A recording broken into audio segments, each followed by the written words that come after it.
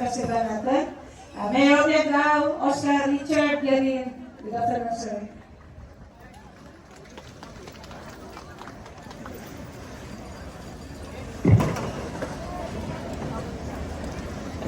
Gimbal and the entire province of Iloilo, Honorable Jennifer Garin Cunada.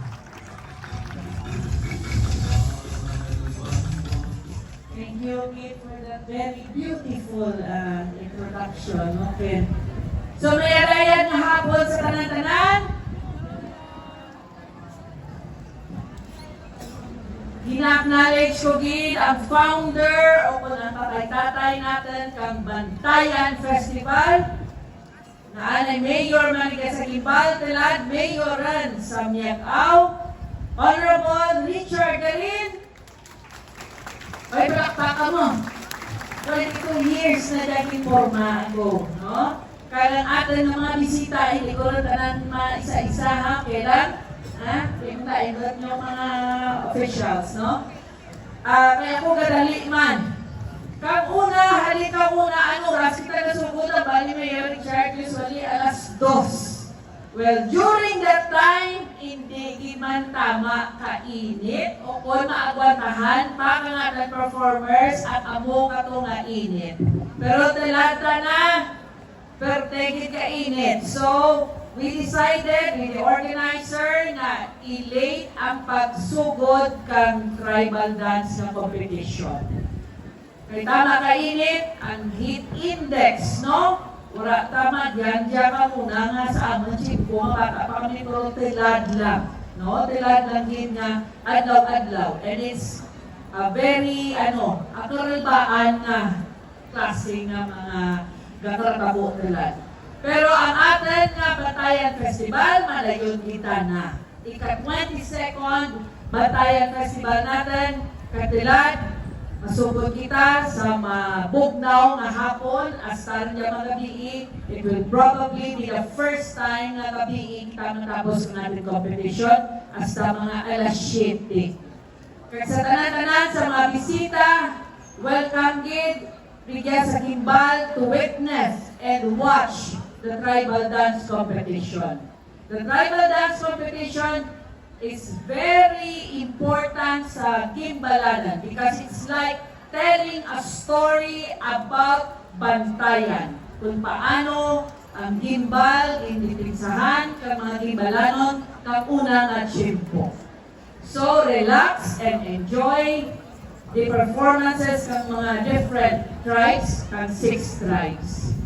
Kagabay pa, na makita ninyo kung ano ang makita kauna o kung ano ang natabo kauna kang among katong chimpo kay ang aman nga witness lagi kato kang mga nagkaratabo kang parte sa Bantayan are the watchtowers. Nagladrigyan rin na restore sa and it reminds us, especially Gimbalanons, of how heroic, of how patriotic ang mga Gimbalanan kauna kang ano sa nakaisip, no? Despite na ano to na na-outnumber sa nakauna ka mga sea pirates.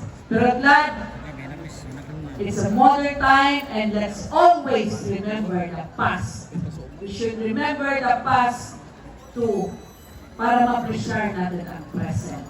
And you also have to acknowledge or know what is present and enjoy what is present so that you will have a very good view of the future. So know your past, enjoy the present, and welcome the future. So mga Gimbalanan, mga bisita, thank you again sa pagkatuloy niya.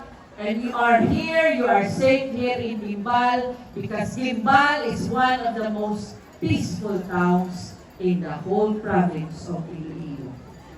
So dalad, i-announce ko rin ang pag-open para nga masugudan rin niya. Karoon lang mga speech ang iba, no? Mga sa after ng atin na mga try performances. Okay, ready rin?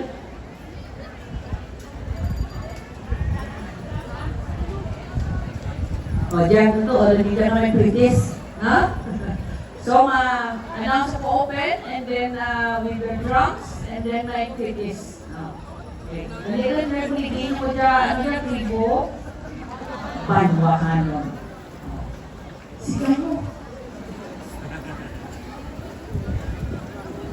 Tribo Banwahanon? Sa kabarangay ng kita, di ba? Kagi mo champion? Ha? Sabay mo na liwat? Okay, there are 6 tribes, no? And nami ang ating mga tribes, they're equally competitive, no? Nami, kayawan, ikaw mong pili kung sino ang mga pinakamayat ka na nag-perform.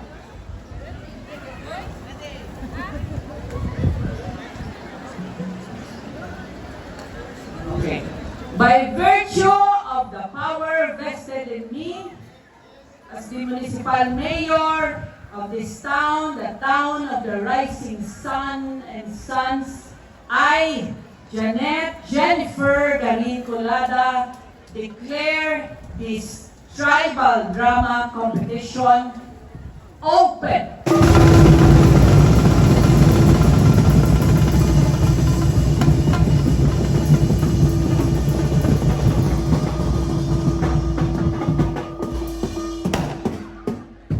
Thank you so much, Honorable Jennifer Carina Bulata, Deputy Dynamic Mayor here in the municipality of Ibaloy. Salamat, Rosette. Ganay aton na mga bay, the craftsman.